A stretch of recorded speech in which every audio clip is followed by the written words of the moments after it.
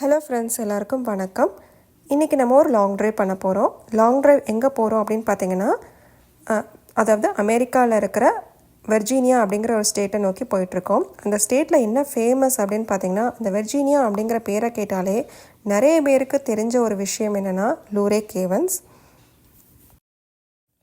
அதாவது சொல்லப்போனால் ஈஸ்ட் சைட்லேயே, அதாவது ஈஸ்டர்ன் அமெரிக்காலேயே பார்த்திங்கன்னா ரொம்ப மிகவும் பழமையான ஒரு குகைன்னு சொல்கிறாங்க. ரொம்பவே ஃபேமஸான ஒரு குகையும் கூட. இப்போ நம்ம அங்கே தான் போயிட்டுருக்கோம். நான் எங்கள் வீட்டிலேருந்து சுமார் ஒரு 6 மணி நேரம் ட்ரைவ் பண்ணி தான் அந்த இடத்துக்கு ரீச் ஆக முடியும். சுற்றிலும் பார்த்திங்கன்னா நிறைய காடுகளும் மலைகளும் தான் இருக்குது. இப்போ அந்த லூரே கேவன்ஸோட என்ட்ரன்ஸை நோக்கி நம்ம உள்ளே போயிட்டுருக்கோம். இங்கே லூரே கேவன்ஸ் மட்டும் சுற்றி பார்க்குறது மட்டும் இல்லாமல் பக்கத்துலேயே வந்து கார்டன் மேஸ் இருக்குது, கார் மியூசியம், அது மட்டும் இல்லாமல் சின்ன சின்ன கிட்ஸுக்கான ஸ்பெஷலான இன்ட்ரெஸ்டிங்கான விஷயங்கள் நிறைய வச்சுருக்காங்க உங்களுக்குள்ள. நீங்கள் லூரே கேவன்ஸ்லாம் சுற்றி முடிச்சுட்டு இந்த மாதிரி சின்ன சின்ன விஷயங்கள்லாம் நீங்கள் உள்ளே போய் சுற்றி பார்க்கலாம். ரொம்பவே இன்ட்ரெஸ்டிங்காகவும் ஃபன்னாகவும் இருக்கும். ஸோ மெயின் ஏரியா வந்து நீங்கள் பார்க்குறது வேண்டியது வந்து லூரே கேவன்ஸ் மட்டும்தான். ஏன்னா அது வந்து இருக்கிறதுலே ஒன் ஆஃப் த பழமையான ஒரு நிறைய விஷயங்கள் உள்ளே பார்க்கலாம். ஸோ என்ட்ரன்ஸ்லேயே ரொம்ப வித்தியாசமான அந்த காலத்துல எல்லாம் எப்படி இதை கண்டுபிடிச்சாங்க, எப்படி இதை வந்து எல்லாருக்கும் தெரியப்படுத்தினாங்க அப்படிங்கிற ஒரு ஹிஸ்ட்ரி அதிலலாம் போட்டிருக்கு. ஸோ என்ட்ரன்ஸில் பார்த்தீங்கன்னா டிஸ்கவரி ஆஃப் லூரே கேவன்ஸ் அப்படின்னு போட்டிருக்காங்க. அதாவது 1878ஆம் ஆண்டு ஆகஸ்ட் 13ஆம் தேதி வந்து ஒரு 5 பேர் வந்து இது கண்டுபிடிச்சிருக்காங்க. Andrew Campbell, William Campbell, John Campbell and local photographer இவங்கெல்லாம் சேர்ந்து தான் இந்த லூரே கேவன்ஸ் அப்படிங்கிற ஒரு விஷயத்தை வந்து மக்களுக்கு எடுத்து கொண்டு வந்திருக்காங்க, வெளி உலகத்துக்கு காமிச்சிருக்காங்க. ஸோ இப்போ நம்ம வந்து அந்த என்ட்ரன்ஸை நோக்கி தான் உள்ளே போயிட்டுருக்கோம். ஸோ நம்ம என்ட்ரன்ஸ்குள்ளே நம்ம டிக்கெட்லாம் பர்ச்சேஸ் பண்ணியாச்சு. இப்போ நம்ம வந்து அந்த லூரே கேவன்ஸை நோக்கி போயிட்டுருக்கோம். விசிட்டர்ஸை அட்ராக்ட் பண்ணுற விதமாக பார்த்திங்கன்னா இந்த சைட்லலாம் குட்டி பாண்டெல்லாம் இருந்தது. சுற்றிலும் பார்த்திங்கன்னா குட்டி பார்க்கு, இந்த மாதிரி ரொம்ப சீனிக்காக பார்த்துட்டே போகலாம். ஸோ இதுதான் மெயின் என்ட்ரன்ஸுங்க. இந்த என்ட்ரன்ஸ்குள்ளே தான் நம்ம வந்து லூரே கேவன்ஸை நோக்கி நம்ம போயிட்டுருக்கோம்.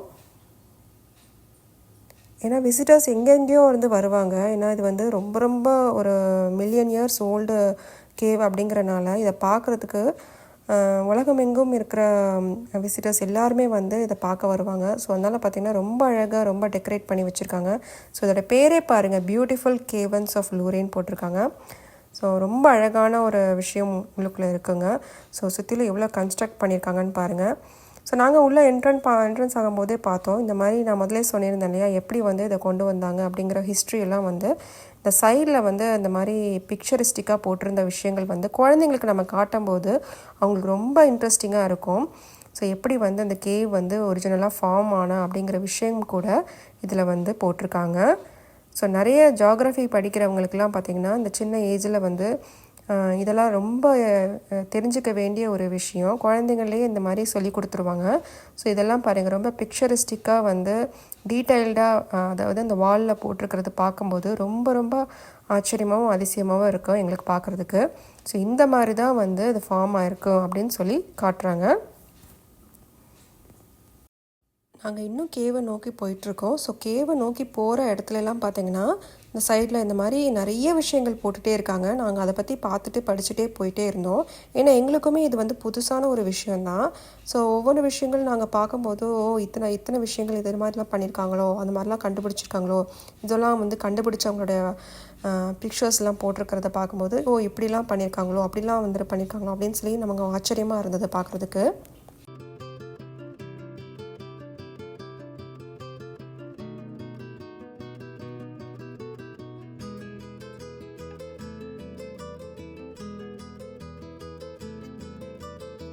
இப்போ கேவோட மெயின் என்ட்ரன்ஸ்குள்ளே நம்ம நுழைஞ்சிட்டோம். நுழையும் போதே பாருங்கள், இந்த சைடில் ஃபுல்லாக வந்து பாறைகள் தான். இப்போ அந்த குகையை நோக்கி தான் நம்ம போயிட்டு இருக்கோங்க. ஸோ குகை பார்த்திங்கன்னா ரொம்ப அதிசயமாக இருந்தது பார்க்குறதுக்கு. இந்த குகையில் எப்படி ஃபார்ம் ஆகிருக்கும் அப்படிங்கிற அந்த விஷயங்கள்லாம் பார்க்கும்போது ரொம்ப ஆச்சரியமாக இருக்குது.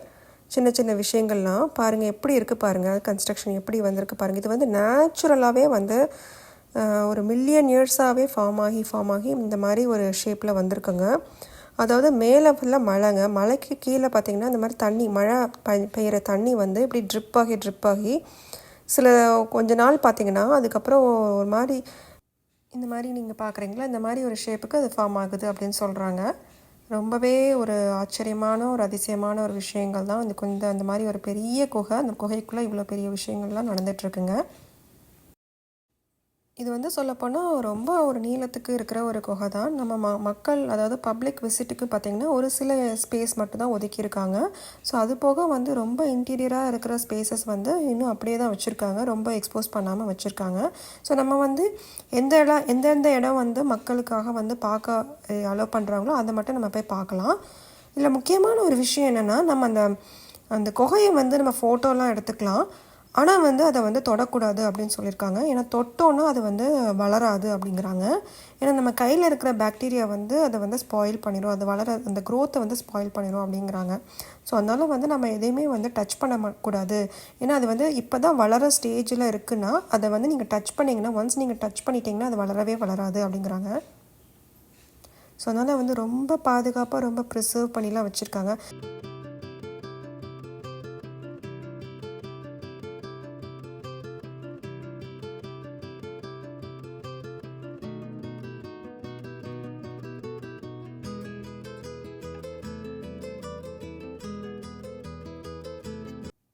லூரே கேவன்ஸ் இந்த குகையை பார்க்கும்போது எவ்வளோ அழகாக எவ்வளோ நேச்சுரலாக இருக்குது பாருங்கள். இதெல்லாம் நேற்று ஒரு 10 வருஷத்துக்கு முன்னாடியோ இல்லை வந்து ஒரு 20 வருஷத்துக்கு முன்னாடியோ இல்லை ஒரு 100 வருஷத்துக்கு முன்னாடியோ கட்டப்பட்டதோ இல்லைனா வந்து கொண்டு வரப்பட்டதோ கிடையாது. சொல்லப்போனால் அதாவது ஒரு லட்சம், அதாவது கோடிக்கணக்கான வருஷத்துக்கு முன்னாடி இந்த மாதிரி ஒரு நேச்சுரலாக தான் ஒரு ஈவெண்ட் வந்து நடந்து இந்த மாதிரி இப்போ நம்ம கண்ணுக்கு முன்னாடி நம்ம பார்க்க முடியும். சொல்லப்போனால் இந்த மழை இது வந்து மலைக்கு உள்ளே தாங்க இருக்குங்க. எப்போவுமே மழை பெய்யும்போது அந்த தண்ணி காற்றுல இருக்கிற கார்பன் டை ஆக்சைடு, அந்த கார்பன் டை ஆக்சைடோட கலந்து இங்கே இருக்கிற மண்ணில் பட்டு வடியும் போது இப்போ பார்க்குறீங்களா, இப்போ ஒரு வகையான ஒரு ஆசிட் ஃபார்ம் ஆகும். அந்த ஆசிடை இங்கே இருக்கிற சுண்ணாம்போடு சேரும்போது இந்த வடிவம் வந்து நம்ம பார்க்க முடியுது அப்படின்னு சொல்கிறாங்க. எவ்வளோ பெரிய விஷயம் பார்த்தீங்களா. இதை வந்து முக்கியமாக ஆராய்ச்சியாளர்கள் ரொம்ப வருஷத்துக்கு முன்னாடி ஆராய்ச்சி பண்ணி கண்டுபிடிச்ச ஒரு உண்மைதாங்க. ஸோ இந்த மாதிரி தான் ஒவ்வொரு விஷயங்களும் கண்டுபிடிச்சி இந்த மாதிரி ஃபார்ம் ஆகிருக்கு அப்படின்றத கண்டுபிடிச்சிருக்காங்க. ஸோ இப்போ பார்க்குறீங்க எவ்வளோ பெரிய விஷயமா இருக்குதுன்னு பாருங்கள். இப்படி தான் ஒவ்வொரு விஷயமும் நடந்திருக்கு. உள்ளே ஃபுல்லாக பார்க்குறீங்கள்ல, இதெல்லாமே இதே மாதிரி தாங்க. ஒரு விஷயமும் பார்த்திங்கன்னா இந்த மாதிரி வந்து வித்தியாசமான ஒரு குகைகள்லாம் நம்ம உள்ளுக்குள்ளே போய் பார்க்க முடியுது. எவ்வளோ அழகாக வச்சுருக்காங்க பாருங்கள். அந்த லைட்டோட ரெஃப்ளெக்ஷனுக்கு பார்க்கும்போது இன்னும் ரொம்ப அப்படியே பிரகாசமாக ரொம்ப பிரம்மாண்டமாக தெரியுது எங்களுக்கு. ஸோ உள்ளே போய் பார்க்கும்போது இன்னும் நிறைய விஷயங்கள் நம்ம கேப்சர் பண்ணி பார்க்கலாம். ஸோ இன்னும் பாருங்கள், இன்னும் அப்படியே போய்கிட்டே இருக்கும். ரொம்ப தூரமாக நிறைய பேர் வந்து இதெல்லாம் வீடியோ ஃபோட்டோலாம் எடுத்துகிட்டே இருக்காங்க. ஸோ எப்படி அந்த ஒவ்வொரு குகையும் எப்படி ஃபார்ம் ஆகிருக்கு, எப்படி ஒவ்வொரு ஷேப்பில் இருக்குது அப்படிங்கிறத பார்க்கும்போது இன்னும் ரொம்ப அதிசயமாகவும் ஆச்சரியமாகவும் இருக்குது.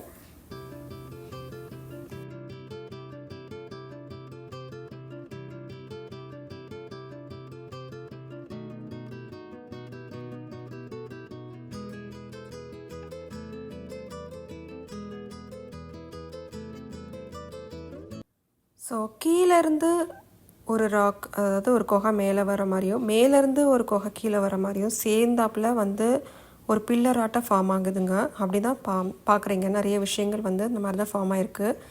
ஸோ மேலேருந்தும் இந்த மாதிரி தண்ணி வந்து ஒழுகி இந்த மாதிரி வந்து மேலேருந்து அப்படியே கொஞ்சம் கொஞ்சமாக வந்து அந்த குகை வந்து ஃபார்ம் ஆகிட்டே வரும். அதே மாதிரி கீழேயும் பார்த்திங்கன்னா கீழேருந்து மேலே அதே மாதிரி இதே ஷேப்புக்கு எக்ஸாக்டாக ஒரு ஆப்போசிட் ஷேப்புக்கு ஃபார்ம் ஆகி 2 பில்லருமே மேலே இருக்கிற குகையும் கீழே இருக்க குகையும் சேர்ந்து ஒரு பெரிய பில்லராக மாறுதுங்க.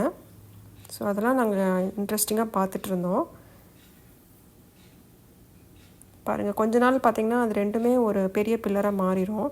ஸோ மேலே இருக்கிற இந்த குகையும் கீழே இருக்கிற அந்த குகையும் சேர்ந்துடும். ஸோ அந்த மாதிரிலாம் நாங்கள் ஃபுல்லாக இன்ட்ரெஸ்டிங்காக பார்த்துட்ருந்தோம். ஸோ போகிறப்ப பாருங்கள், இந்த மாதிரி நிறைய ஒரு சில இடத்துலலாம் அப்படியே ஜாயின் ஆகிட்டே வருது பாருங்கள். முக்கால்வாசியான அந்த குகையோட நிறம் பார்த்திங்கன்னா ஒன்று வந்து மஞ்சள் நிறத்துலையோ இல்லைன்னா வந்து ப்ரௌன் நிறத்துலையும் இல்லைன்னா ரெட் கலரில், அதாவது அந்த சிவப்பு நிறத்துலையும் பார்க்கலாம். ஸோ முக்கால்வாசி நாங்கள் பார்த்தது பார்த்திங்கன்னா ஒரு இளம் மஞ்சளும் ப்ரௌனும் மிக்ஸ்டான ஒரு கலர் தான் பார்த்துட்டே வரோம். சில சமயம் வந்து இளம் சிவப்பு அந்த மாதிரி கலர்லலாம் கூட வருது. இதுக்கு முக்கியமான காரணம் பார்த்திங்கன்னா வித்தியாசமான கெமிக்கல்ஸும் மினரல்ஸும் சேர்ந்து தான் இப்படி ஒரு வித்தியாசமான கலர்லலாம் நம்ம பார்க்க முடியுது அப்படின்னு சொல்கிறாங்க. ஷெனண்டோவா அப்படிங்கிற ஒரு பெரிய மலைப்பகுதிங்க. அந்த மலையிலேருந்து கிட்டத்தட்ட பார்த்திங்கன்னா ஒரு மேற்கு பகுதி சொல்லப்படுற ப்ளூ ரிட்ஜ் அப்படிங்கிற ஒரு இடத்துல அப்பலான்ஷியன் மவுண்டெயின்ஸ்லாம் இருக்குது. அந்த மவுண்டெயின்ஸ் ஒட்டினப்பில் தான் இந்த லூரே கேவன்ஸே இருக்குது அப்படின்னு சொல்கிறாங்க. ஸோ இது ஃபுல் அண்ட் ஃபுல் பார்த்திங்கன்னா ஒரு பெரிய மலைப்பகுதி தான். இந்த மலைக்கு கீழே தான் வந்து இந்த மாதிரி ஒரு பெரிய குகையே இருக்குது அப்படிங்கிறாங்க. ஸோ அந்த மலையில் வந்து எப்போல்லாம் மழை பெஞ்சு தண்ணி வருதோ அந்த தண்ணிலாம் கொஞ்சம் கொஞ்சமாக வந்து ட்ரிப் ஆகி, அதாவது ஒழுகி இந்த மாதிரி இந்த குகைக்குள்ளே வந்து வருது.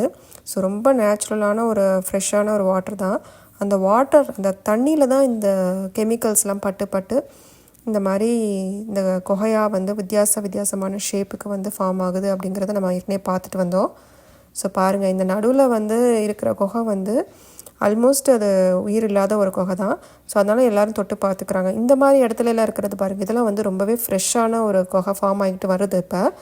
ஸோ அதை வந்து நம்ம வந்து தொட்டோன்னா அது வந்து வளராது அப்படின்னு சொல்லிட்டு இருந்தேன் முதலையே. ஸோ ஏற்கனவே இந்த மாதிரி நிறைய பேர் அதை தொட்டு ஒரு சில இடத்துல அது வளராமல் போயிடுச்சு.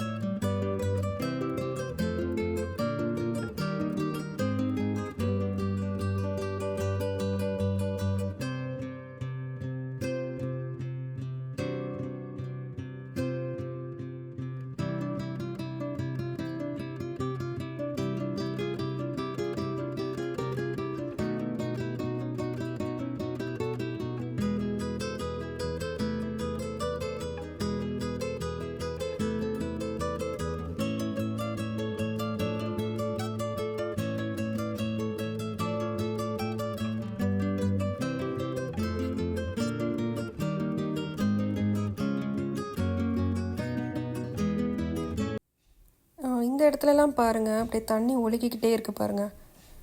ஸோ நான் முதலே சொன்ன மாதிரி இந்த மழை தண்ணி தான், அது மலைக்கு மேலே அந்த மழை தண்ணி வந்து பட்டு இந்த மாதிரி ஒழுகிக்கிட்டே வருது பாருங்கள். ஸோ இது மாதிரி ஃபார்ம் ஆகிக்கிட்டே இருக்குது. ஸோ இந்த ஃபார்ம் ஆகுறதுக்கே ரொம்ப வருஷம் ஆகுமாங்க. எப்போ வந்து ஃபார்ம் ஆகும்னே சொல்ல முடியாது. ஏன்னா அது வந்து இருக்கிற வரைக்கும் அது அப்படியே மெதுவாக தான் அந்த ப்ராசஸ் போய்கிட்டே இருக்குமா. ஸோ பாருங்கள் மேலே எப்படி இருக்குது பாருங்கள், அந்த தண்ணியெல்லாம் ஒழுகி எப்படி அந்த மாதிரி இடங்கள்லாம் பட்டு நேச்சுரலாக எப்படி அந்த கேவ் வந்து ஃபார்ம் ஆகுதுன்றதை நம்ம பார்க்க முடியுது. இந்த கேவை முக்கியமாக சொல்லப்போனால் பாக்டீரியா ஃப்ரீ அப்படின்னு நான் முதலே சொல்லியிருந்தேன். அதாவது நம்ம இந்த கேவை வந்து நம்ம தொட்டாலே அது வளராது. அப்போனா இந்த கேவுக்குள்ளே வந்து எவ்வளோ ஒரு சுத்தமான ஒரு காற்று இருக்கும் நீங்களே பார்த்துக்கோங்க. ஸோ சுத்தமாக இருக்கிற இடத்துல மட்டும்தான் இந்த மாதிரியான ஒரு விஷயங்கள் வளருது அப்படின்னு சொல்லி நான் சொல்லியிருக்கேன். நம்ம வந்து கைப்பட்டாலே அது வளராது அப்படிங்கிற போது அந்த இடம் எவ்வளோ ஒரு குட் கண்டிஷனாக இருக்கணும்னு நீங்கள் பார்த்துருக்கீங்க. ஸோ அதாவது பொல்யூஷனே இல்லாத ஒரு இடத்துல தான் இது வளருது அப்படிங்கிறனால நிறைய லங் டிசீஸ்லாம் இருக்கிறவங்களுக்கு, ப்ரீத்திங் ப்ராப்ளம்ஸ்லாம் இருக்கிறவங்களுக்குலாம் வந்து இந்த கேவுக்கு உள்ளே வர்றதுக்கு வந்து ரொம்பவே நல்லது. அவங்க லங்ஸுக்கு, அவங்க சுவாசிக்கிற அந்த ரெஸ்பிரேஷனுக்கு வந்து ரொம்ப ரொம்ப நல்லது அப்படின்னு சொல்கிறாங்க. ஏன்னா உள்ளுக்குள்ளே வந்து ரொம்ப ஒரு நல்ல ஒரு குட் அட்மாஸ்ஃபியர், அதாவது நல்ல காற்று வந்து நம்ம வந்து சுவாசிக்கும் போது நம்ம லங்ஸ்க்கு வந்து ரொம்ப நல்லாயிருக்கும் அப்படின்னு சொல்கிறாங்க. ஏன்னா இதில் வந்து சுத்தமாக பாக்டீரியாஸ் வந்து அவ்வளோவா இருக்கவே இருக்காது. அது மட்டும் இல்லாமல் பொல்யூஷன் இல்லவே இல்லாத ஒரு இடம். ஸோ அதனால் வந்து நிறைய ஆஸ்துமா பேஷண்ட்ஸ் அந்த மாதிரி இருக்கவங்களுக்குலாம் வந்து இந்த கேவுக்கு உள்ளே சுற்றி வரும்போது அவங்களுடைய லங்ஸ்க்கு வந்து ரொம்ப நல்லா ஒரு ஏர் சர்க்குலேஷன், அதாவது நல்லதாக இருக்கும் அப்படின்னு சொல்கிறாங்க. இப்போ இங்கே பார்க்குறீங்கள, இந்த பாறைகள்லேருந்து பாருங்கள், அப்படி தண்ணி ஒழுகிக்கிட்டே இருக்கும். ஸோ ரொம்ப வருஷமாக அப்படியே ஒழுகிட்டே இருக்கிறனால தான் இந்த மாதிரியான ஒரு அமைப்பு வந்து தானாக ஃபார்ம் ஆகுது. இதெல்லாம் வந்து ரொம்ப சுத்தமான ஒரு தண்ணியாக இருக்கணும், மேலே மலையிலேருந்து வர தண்ணி. ஸோ அந்த மாதிரி சின்ன சின்ன விஷயங்கள்லாம் மைன்யூட்டாக பார்க்கும்போது ரொம்ப அமேசிங்காக இருக்குது. ஸோ ஒவ்வொரு இடத்தும் பார்த்திங்கன்னா ஒவ்வொரு விதமான ஒரு டிஃப்ரெண்ட்டான ஒரு ஷேப்ஸ் தான். ஸோ ஒரு சில இடங்களில் இந்த மாதிரி ஷேப்பில் இருக்குது, ஒரு சில இடங்களில் அந்த மாதிரி வித்தியாசமான பாறைகளை நம்ம பார்க்க முடியுது. குகைக்கு உள்ளே போகும்போது இன்னும் நிறைய அதிசயங்கள்லாம் நம்மளுக்கு நிறையவே பார்க்க முடியுதுங்க. ஸோ பாருங்கள், முன்னாடியும் பாருங்கள் இத்தனை பேர் விசிட்டர்ஸ் வந்து பார்த்துட்டு போகிறாங்கன்னு. ஸோ நாங்கள் போனது ஒரு சம்மர் சீசன் தான். ஆனால் உள்ளுக்குள்ளே ஒரு டெம்பரேச்சர் பார்த்திங்கன்னா ஒரு 10 டிகிரி அந்த மாதிரி ரேஞ்சில் தாங்க இருந்தது. ரொம்ப குளிரும் இல்லாமல், அதாவது ரொம்ப ஹாட்னஸ் வந்து தெரியவே இல்லை. ஏன்னா அந்த தண்ணி வந்து எப்போவுமே அந்த சோர்ஸ் ஆஃப் தண்ணி இருந்துக்கிட்டே இருக்கிறனால சுற்றிலும், அதாவது ஒரு குளிர்ச்சி தன்மை வந்து இந்த குகைக்குள்ளே இருந்துக்கிட்டே இருந்திருக்கு. இந்த லூரே கேவன்ஸை கண்டுபிடிச்ச சயின்டிஸ்ட் பேர்ஸ் நான் சொல்லியிருந்தேன் இல்லையா, ஆண்ட்ரூ கேம்பல், வில்லியம் கேம்பல், அப்புறம் ஜான் குவின் கேம்பல். இவங்க எப்படி இதை கண்டுபிடிச்சாங்க அப்படிங்கிற ஒரு ஹிஸ்ட்ரி இருக்குங்க. அதாவது அவங்க இருக்கிற இடத்துக்கு பக்கத்தில் ஒரு சின்ன லைம்ஸ்டோன், அதாவது சுண்ணாம்புக்கல்னு சொல்கிறாங்க, அது இருந்து தான். அதுக்கு பக்கத்துலேயே பார்த்திங்கன்னா ஒரு சின்னதாக வந்து ஒரு ஊற்று இருந்தது அப்படின்னு சொல்கிறாங்க. ஸோ அதில் வந்து பார்த்திங்கன்னா எப்போவுமே ஒரு ஃப்ரெஷ்ஷான ஒரு குளிர்ந்த காற்று மட்டும் அடிச்சுக்கிட்டே இருக்குது அப்படின்னு சொல்லியிருந்தாங்களாம். ஸோ அதை என்ன அப்படிங்கிறத கண்டுபிடிக்கும் போது, அதை தோண்டும் போது தான் இவ்வளோ பெரிய விஷயங்கள் வந்து அவங்க வந்து கண்டுபிடிச்சாங்க அப்படின்னு சொல்கிறாங்க. ஸோ அதுலேருந்து தான் ஒரு பெரிய லூரே கேவனே கண்டுபிடிச்சாங்களாம்.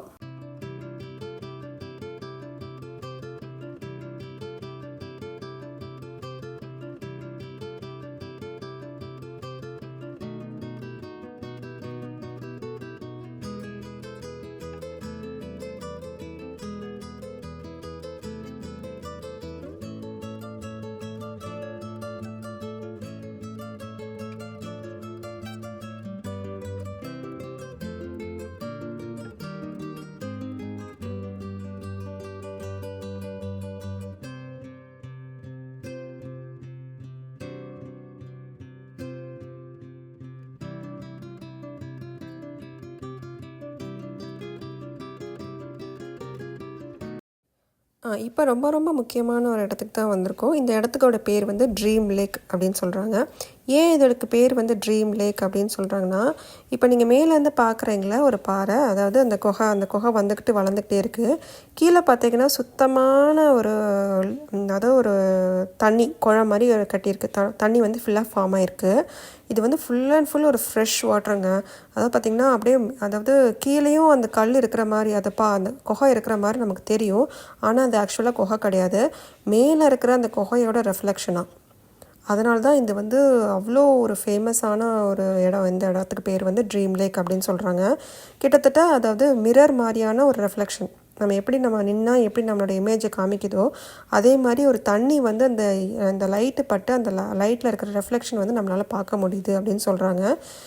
ஸோ கீழே என்ன இருக்குது அப்படிங்கிறது யாராலுமே கெஸ் பண்ண முடியாது. ஆக்சுவலி கீழே ஃபுல்லாக தண்ணி தான் இருக்குது. அந்த தண்ணி வந்து கீழே வந்து எவ்வளோ டீப்பாக இருக்குன்னு கூட நம்மளுக்கு தெரியாதான். ஆனால் வந்து அது தண்ணியோடைய ரெஃப்ளெக்ஷன் வந்து அந்த மேலே இருக்கிற பாறைகள் வந்து அதோடைய ரெஃப்ளெக்ஷன் பட்டு மேலே இருக்கிற அந்த ஷேப், அதாவது அந்த பாறைகளுடைய ஷேப்பை வந்து நம்ம இப்படி பார்க்க முடியும் அப்படின்னு சொல்கிறாங்க. ஸோ நம்மளே வந்து கண்குளிராக நம்ம பார்க்க முடியுது. ஸோ மேலே இருக்கிற அந்த குகைகளுடைய அமைப்பு எப்படி இருக்குங்கிறத வந்து நம்ம கீழே இருக்கிற அதாவது ஒரு கண்ணாடி வடிவத்தில் இருக்கிற அந்த தண்ணி மூலமாக நமக்கு வந்து இதை பார்க்க முடியும் அப்படின்னு சொல்கிறாங்க. ஸோ இந்த சைடில் நீங்கள் பார்க்குறது எல்லாமே வந்து ட்ரீம் லேக் தான். நீங்கள் பாருங்கள் எப்படி இருக்குது, நான் சொன்ன மாதிரியே இருக்கும். அந்த தண்ணியோட ஆழம் பார்த்திங்கன்னா கிட்டத்தட்ட ஒரு 4 அடி ஆழம் இருக்குன்னு சொல்கிறாங்க. ஆனால் பார்த்திங்கன்னா அவ்வளோ கிளியரான தண்ணி, பார்க்கும்போது எவ்வளோ அழகாக எவ்வளோ நேச்சுரலாக இருக்குது பாருங்கள்.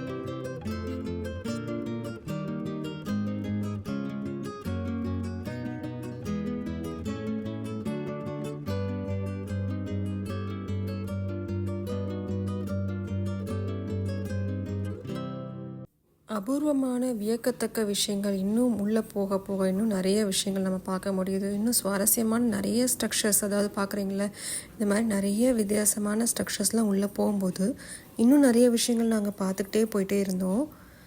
ஸோ அதாவது ஒன்ஸ் இன் அ வைல் நீங்கள் இந்த மாதிரி ஒரு இடத்துக்கு வந்தீங்கன்னா கண்டிப்பாக, அதாவது வெர்ஜீனியா அது பக்கத்தில் ஏதாவது ஒரு ஸ்டேட்டுக்கு வந்தீங்கன்னா கூட மறக்காமல் இந்த லூரே கேவன்ஸை ஒரு முறையாவது வாழ்க்கையில் ஒரு முறையாவது நீங்கள் வந்து ஃபுல்லாக சுற்றி பார்க்கணும்.